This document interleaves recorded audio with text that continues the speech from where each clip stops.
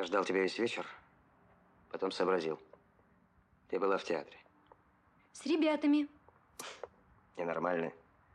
Могла бы попросить меня, только хорошенько. Я, конечно, поломался бы, но потом все-таки пошел бы с тобой. И ломался бы весь вечер. Зевал, кашлял, кряхтел. Тань, мне неуютно, когда ты хочешь, чтобы я был Чеховым в натуре.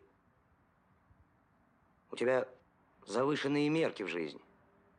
Измени угол в своем циркуле, все пристроится. Вообще это атовизм, следовать велению из сердца. Я знаю все, что ты дальше скажешь. Я прихожу к тебе после работы усталый, выпотрошенный. Правильно, любовь моя. Такова реальность. Как врач я раз в сто выше Чехова. А вот в остальном избавь меня от этого сравнения.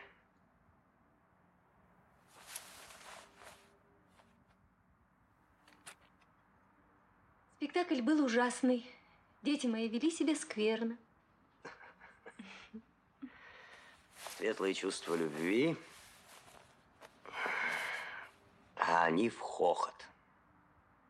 А урок я завтра все равно начну с этого спектакля. Я им скажу. Вы смеялись, мне тоже было смешно. Но мы с вами входим в мир литературы, которая вся говорит о любви. Вся. И Пушкин, и Толстой, и Тургенев. Но классики писали не только о любви, а иногда и о хлебе насущном, что для жизни важнее. Ты хочешь, чтобы все были такими, как ты? А почему бы и нет? Здоровое, незакомплексованное общество. Я же единственный предметник, который касается души. И мне от этого никуда не деться. Или душа – это тоже комплекс?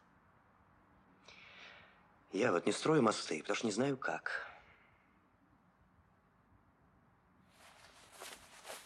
Как же ты можешь учить любви, когда сама бежишь от нее, как заяц от погони?